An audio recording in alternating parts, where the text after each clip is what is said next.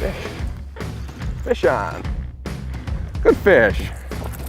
And he is a jumper. That is what I love about smallmouth right there. And they love the Hornet. They just don't know when to quit. And a beautiful smallmouth. So here we are, nearing turnover in Brainerd, Minnesota. And the smallmouth are on the chomp. And I'm going to share with you a little technique that I learned on how to target these beautiful bronze backs this time of the year. Not bad fish. 17, 18 incher.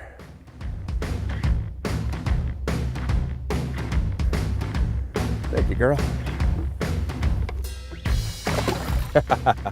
There are a couple of things that I do to increase your odds at catching fish with the 6.5 Rattlin Hornet in the fall.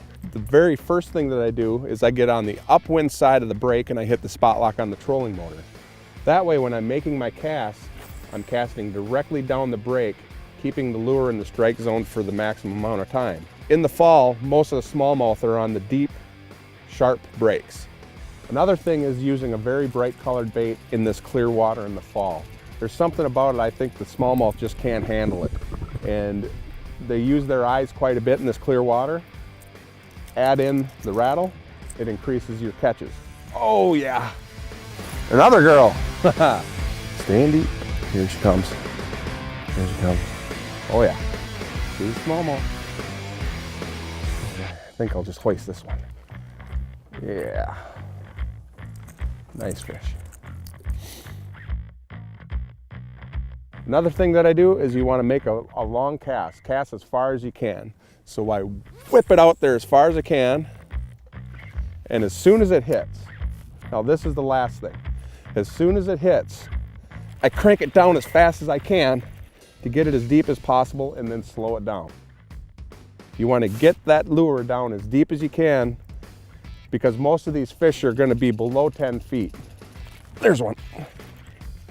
Oh, ho, ho, ho, ho, ho. This is a pig. Wow. Look at that tanker. Look at that tanker. Oh, yes. Wow. That is what fall fishing is all about. Right there. What a big fish. Oh, she has been putting on the feed bag. Crayfish and shiner minnows. Look at how fat she is. That's a stud of a smallmouth.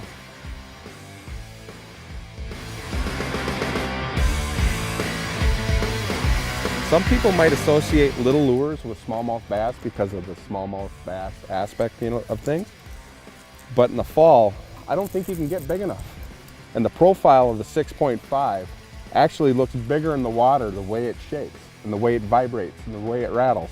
It just looks huge in the water. And I just think it's something that the smallmouth just can't resist.